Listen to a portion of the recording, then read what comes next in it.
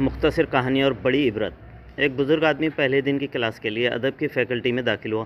तलबा ने एहतरामन खड़े होकर उसे उस्ताद समझा, मगर वो खामोशी से उनके दरमियान बैठ गया।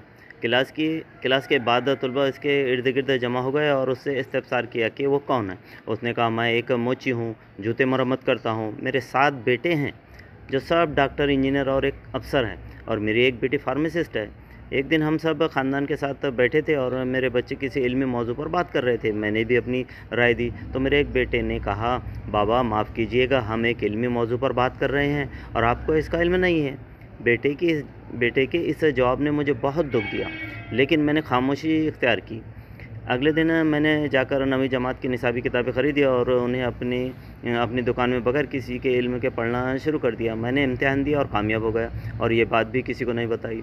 फिर मैंने कॉलेज की किताबें ख़रीदी और 3 साल तक उन्हें पढ़ा, यहाँ तक कि मुझे इम्तिहान देने की इजाज़त मिल गई। मैंने इम्तिहान दिया और कामयाब हो गया, और अब तक मेरे घर वालों को कुछ मालूम नहीं। आज मैंने यूनिवर्सिटी की तालीम का आगाज़ किया है, और इंशाअल्लाह जब मैं ग्रेजुएट हो जाऊँगा तो अपने बच्चों को बुलाकर कहूँगा, ये डिग्री इस मोची की है जिसने आप सबको पाला, तालीम दी और आपकी शादियाँ की, ताकि वो आपके साथ बातचीत में शरीक हो सके। अल्लाह हमें इन लोगों की गलतियों पर ना पकड़ जो हमारे दरमियान नादान हैं। ये कहानी हमारे माशरे में मौजूद बहुत से ऐसी औलादों की तर्जुमानी कर रही है जो वालिदैन को इसी निगाह से देखते हैं और 2-4 सबक ज़्यादा पढ़कर अपने आप को बहुत बड़ा इंसान समझने लगते हैं। अल्लाह हम सब को हिदायत नसीब फरमाए। मोहतरम दोस्तों, हम जितने भी बड़े इंसान बन जाएं, मगर कभी वालिदैन से बड़े नहीं हो सकते।